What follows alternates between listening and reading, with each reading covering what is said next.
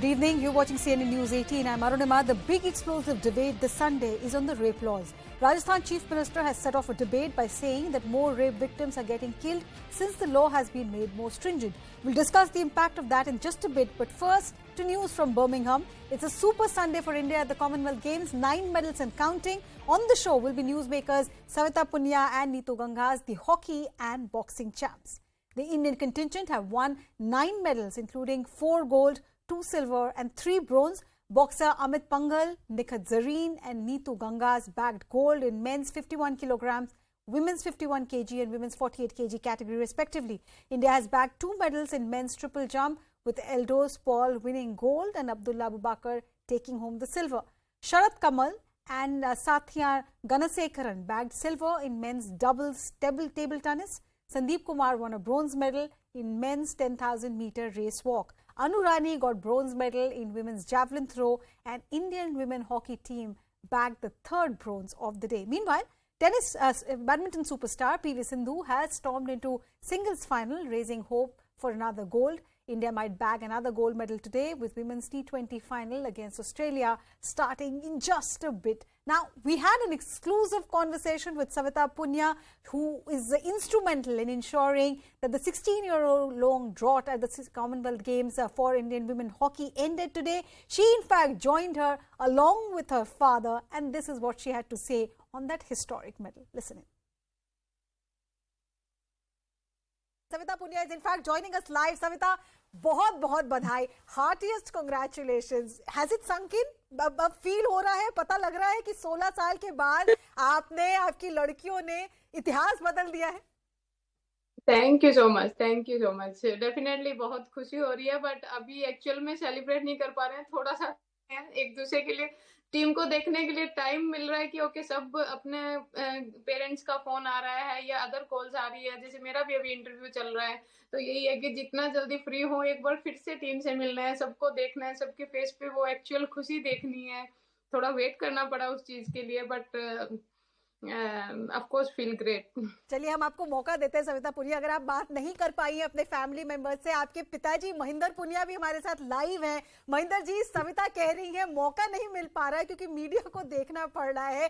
क्या कहेंगे आप दोनों एक दूसरे से इस मोमेंट पे? क्या कहेंगे महिंदर जी? देखो, ऐसा है बेटा, ऐसा मोमेंट आता है क्योंकि आपने काम ही ऐसा किया है कि आपको टाइम ना मिले. तो ये हमारे की बात है कि आप बिजी हो, और मतलब चलो हम तो टाइम ले लेंगे, थोड़ा रुक के ले लेंगे, कोई बात नहीं, लेकिन हमारा आशीर्वाद आपके साथ है, रहेगा और था. बस बी हैप्पी बेटा और प्रोग्रेस करो. Thank you so much papa ji. Thank you so much. अपने इमोशंस रोकना मुश्किल हो रहा होगा सविता. ये तो खैर बस नेचुरल है. तो सविता, इमोशंस की बात करें तो जब आखिरी के वो चंद मिनट आज के मैच में चल रहे थे, जब इक्वलाइज हो गया, लगा कि चीजें हाथ से निकल रही हैं, लीड था, कंफर्टेबली पोडियम फिनिश का मौका था, बट अचानक चीजें डिफिकल्ट हो गई. क्या चल रहा था दिमाग में?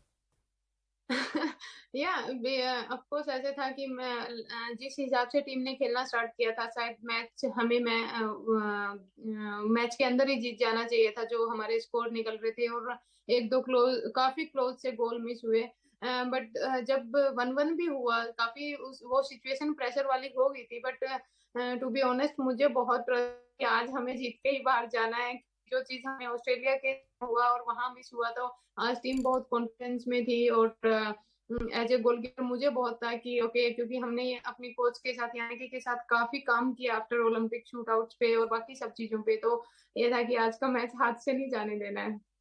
एडिशनल प्रेशर महसूस हो रहा था जो हुआ ऑस्ट्रेलिया वाले मैच में. लग रहा था कि हाथ से गोल्ड लिटरली छीन लिया गया, गोल्ड का मौका हाथ से छीन लिया गया for no fault of the team. क्या उससे एडिशनल प्रेशर बन गया था आज? उस दिन भी जो हुआ डेफिनेटली टफ था हमारे सबके लिए, पूरी टीम के लिए, इवन पूरे इंडिया के लिए. बट हमें अपने आप को आज प्रूव करना था और वो यकीन दिलाना था क्योंकि हम स्ट्रांगली कम बैक करके आएंगे। और आज इसीलिए वो एक सबके अंदर एक डेडिकेशन थी और वो हमारे कोच ने हमें कल के दिन जो भी हमारे पास टाइम था उसमें बोला कि जितना सैड होना है सैड हो, फ्रस्ट्रेट होना है फ्रस्ट्रेट हो, एंग्री होना है एंग्री हो, बट कल हमें सुबह हमारा अर्ली मॉर्निंग जल्दी मैच है और जो कि नॉर्मली 9 बजे बहुत ही कम मैचेस होते हैं। तो एक कल के लिए हमें हर चीज के लिए रेडी रहना है और मैच टफ होने वाला है और न्यूजीलैंड भी अच्छी टीम है तो हो सकता है मैच अगेन शूट आउट पे जाए। और अगर तुम्हें खुद में लगता है कि मैं तुम्हारी कोच हूँ इसलिए सिर्फ नहीं बोल रही हूँ कि तुम अच्छे हो, तुम वाकई में अच्छे हो, तुम्हें सिर्फ खुद पे बिलीव रखना है। और शायद यही चीज हमारी टीम में सब पे काम आई क्योंकि हमें उस चीज पे बिलीव था कि हाँ हम इस चीज में अच्छे हैं। जब ओलंपिक में इतने पास से मेडल मिस किया था तो प्रधानमंत्री सर के साथ साथ पूरी टीम पूरे देश ने हमें सपोर्ट किया था कि ओके कोई बात नहीं, मेडल आपका बहुत पास से गया है बट हमारे लिए तुम विनर हो। तो वो एक सबका पॉजिटिव हमारी तरफ बिहेवियर देख के एक अलग सी खुशी हुई थी, एक मोटिवेशन मिला था कि ओके कंट्री अगर हमें इतना सपोर्ट कर रही है तो उसी नेक्स्ट कैंप में हम गए और सेम डेडिकेशन के साथ अपना काम करने में लग गए थे कि हमें शायद बहुत अच्छा हम डिजर्व करते हैं और उस चीज के लिए हमें बहुत मेहनत करनी है। और आज भी यही बोलूंगी ये सिर्फ शुरुआत है क्योंकि यानी कि जो हमारी कोच है उसके आने के बाद से टीम वुमेन्स हॉकी टीम ने बहुत इम्प्रूव किया है। बट रिजल्ट कभी शॉर्ट टर्म में नहीं आते तो हमें भी थोड़ा पेशेंस रखना पड़ेगा और कंटिन्यू अपना काम करना पड़ेगा। बट हमारी टीम के लिए ये मेडल बहुत जरूरी था और बहुत खुश हैं। महिंदर पुनिया जी, आखिरी के 30 सेकंड, बेटी से कुछ कहना चाहेंगे, टीम से कुछ कहना चाहेंगे? बेटी से यही कहूँगा बेटा, wish you good luck for the next और अब ओलंपिक का टारगेट सबसे पहले एशियन गेम फिर ओलंपिक।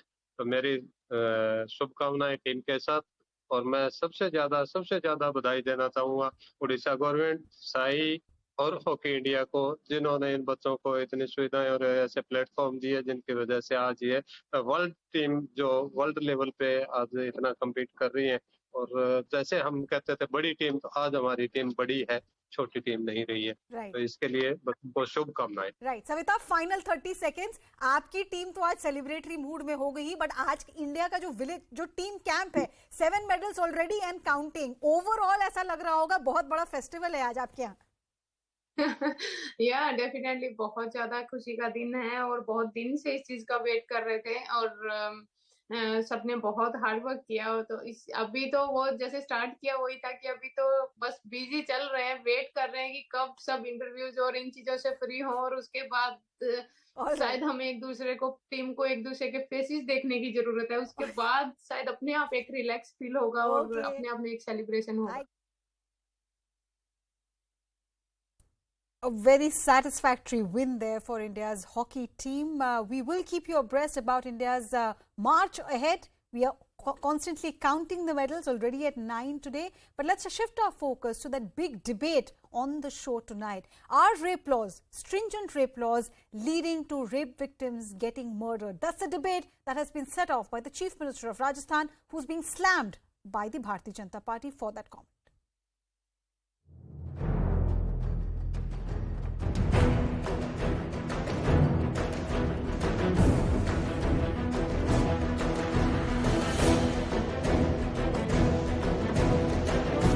जो कर दिया कि आपको फांसी सजा मिलेगी, ठीक है।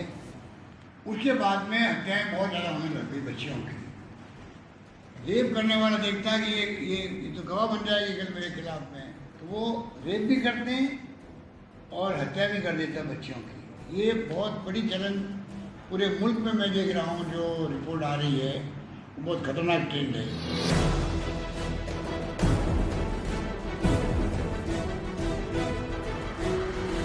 Responsible statement, that too by the Chief Minister of a state who also happens to be the Home Minister, is very shocking. And so a Chief Minister of a state needs to use his police force for protection of the women, protection of the citizens, and also creating an atmosphere of safety and security, rather than try and become a psychologist for rapists.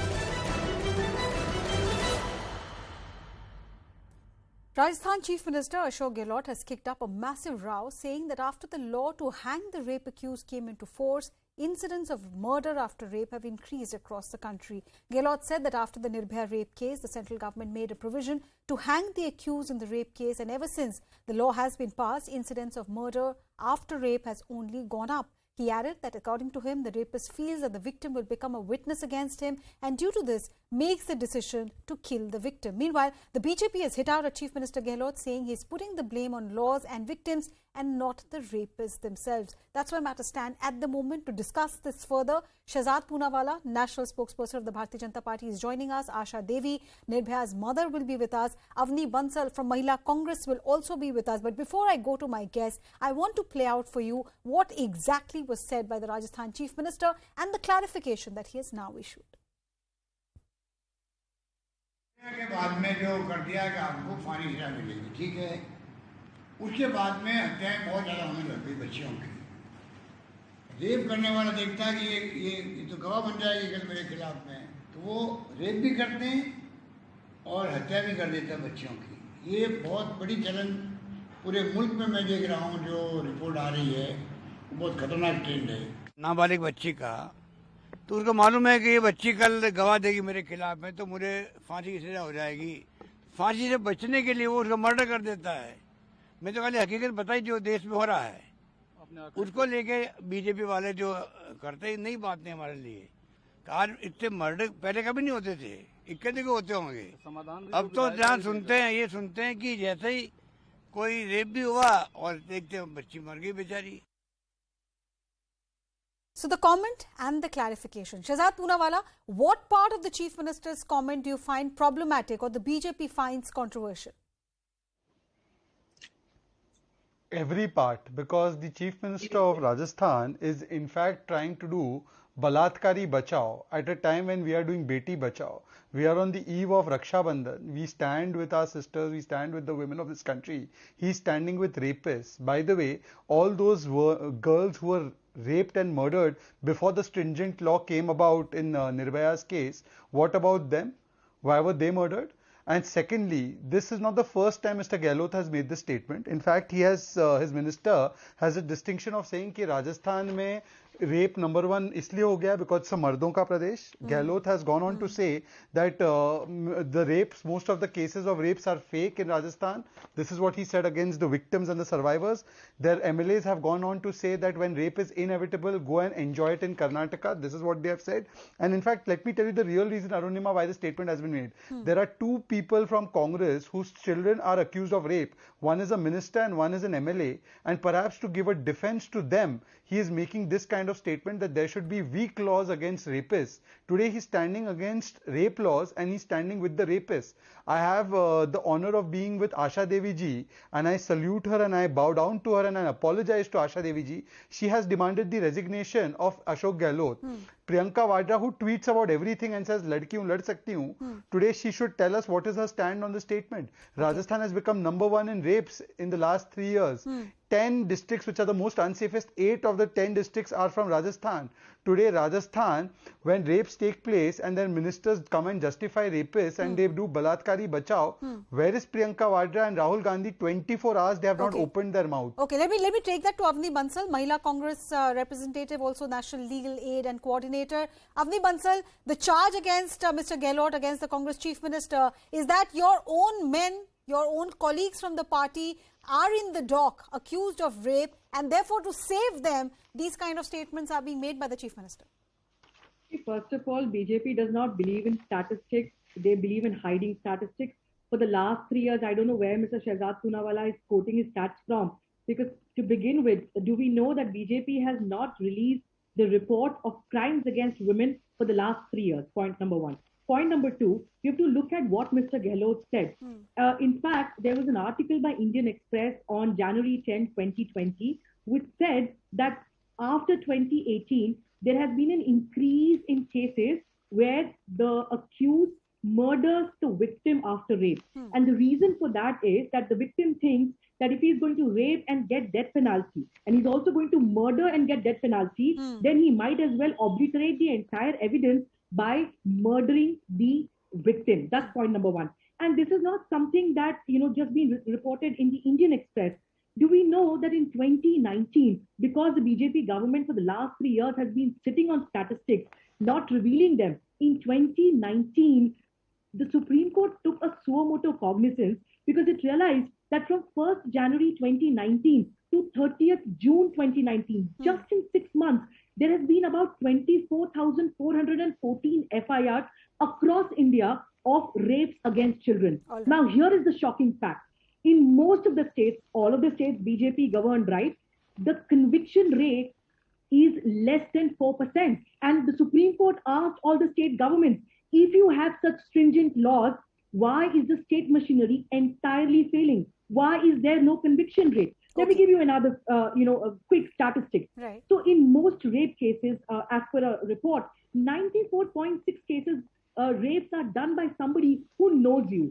So there is, to begin with, in cases where FIR is done, there is no conviction. 9% is an abysmal conviction rate. Why? Because there is no evidence. Why is there no evidence? Because after rape, more and more accused are now murdering victims. That's what Mr. Avni Gehlot said. Bansal, if you give me a moment, I want to take that point to Asha Devi, a person who has suffered. It's a personal suffering for her family. Asha Devi ji, ये जो बात कही जा रही है, जिस कानून को और पुख्ता करने के लिए हम सब ने लड़ाई लड़ी, जब निर्भया की तबीयत खराब थी, सब लोग रायसीना हिल पे पहुंचे, उनको फांसी, जिन लोगों ने ये क्राइम किया उनको फांसी पे चढ़ाने के लिए, कानून को कड़ा करने के लिए सब ने लड़ाई लड़ी। आज उसी कानून के बारे में मुख्यमंत्री कहते हैं कि इस कानून की वजह से लड़कियों की हत्या कर दी जा रही है। क्या कहेंगे आप इस कमेंट के बारे में? देखिए, ये हमारा या हमारे पूरे देश की महिलाओं का बड़ा दुर्भाग्य है कि एक इतना बड़ा पद पे बैठा हुआ आदमी एक प्रदेश के मुख्यमंत्री हैं और इतना शर्मनाक बयान देते हैं कि एक घटना के वजह से उसमें फांसी हुई तो रेप बढ़ गया या मर्डर बढ़ गया, बच्चियों के साथ रेप होने लगा, ज्यादा हो गया, पूरा मुल्क में हो गया। हमने भी वीडियो सुना। तो क्या मैं तो यही पूछना चाहती हूँ कि जब निर्भया की घटना नहीं हुई है, उससे पहले कई बच्चियों के साथ क्राइम हुआ, रेप हुआ, मार दिया गया, एक निर्भया का नाम बार बार आता है, हमें फिर 2012 में ढकेल दिया जाता है। तो निर्भया की हत्या क्यों हुई? निर्भया के साथ इतना बर्बरता क्यों हुई? तब किसी को फांसी नहीं होती थी, इतना सख्त कानून नहीं था, तो निर्भया की बर्बरता के साथ मौत क्यों मिली? जी, उसको साथ क्यों ऐसा हुआ? बट आशा देवी जी, जो कांग्रेस के प्रवक्ता कहने की कोशिश कर रहे हैं, आप उसके बारे में क्या सोचती है बताइएगा। वो ये कह रही हैं और मुख्यमंत्री भी ये कह रहे हैं कि अब जो रेपिस्ट है उसके दिमाग में ये बात है कि अगर मैंने विक्टिम को जिंदा छोड़ दिया तो ये मेरे खिलाफ जाकर गवाही देगी, उस गवाही की वजह से मुझे फांसी पर टांग दिया जाएगा, इसलिए उस गवाह को ही मार दो। ये लॉजिक दिया जा रहा है। इस लॉजिक के बारे में आप क्या कहेंगी? देखिए, ये लॉजिक नहीं है, ये एक मुजरिमों को, बलात्कारियों को बढ़ावा देने वाली बात है।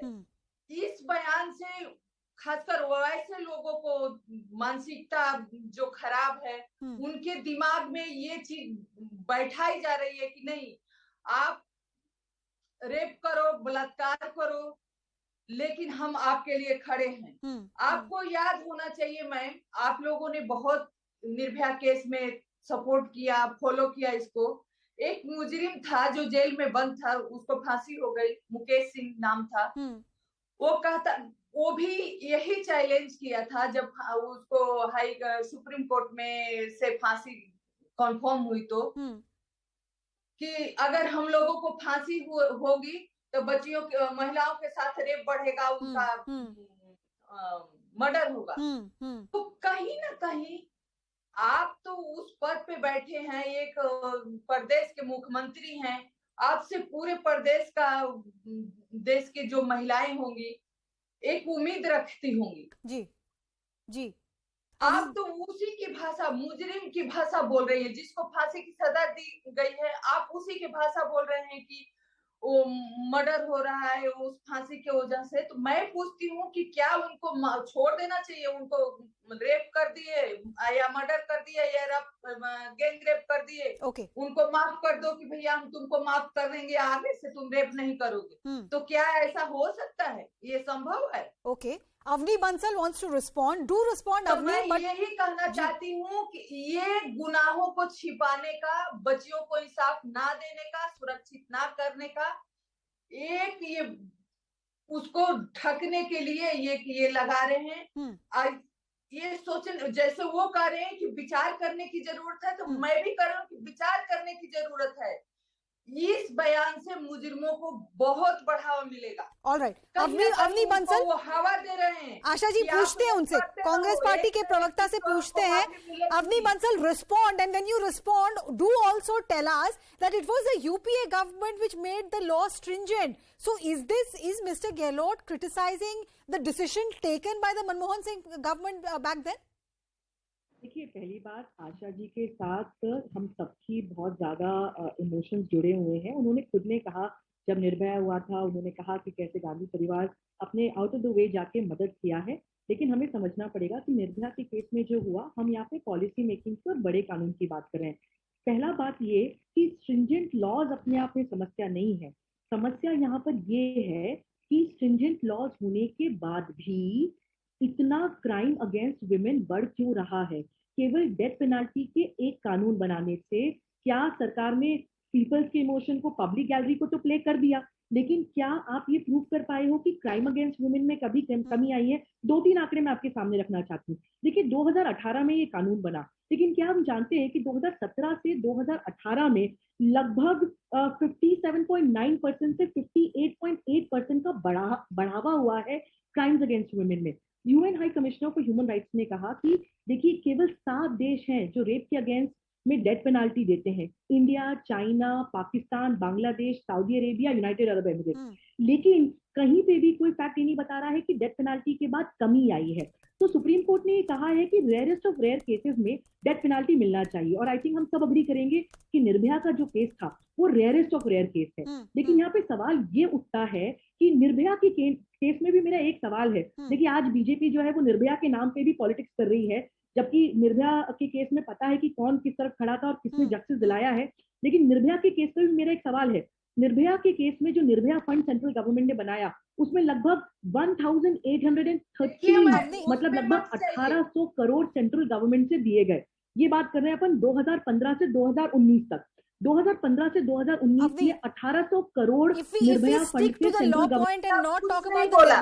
मैंने जो आवाज उठाई है, इस क्राइम के खिलाफ आवाज उठाई है, इस बयान के खिलाफ आवाज उठाई है।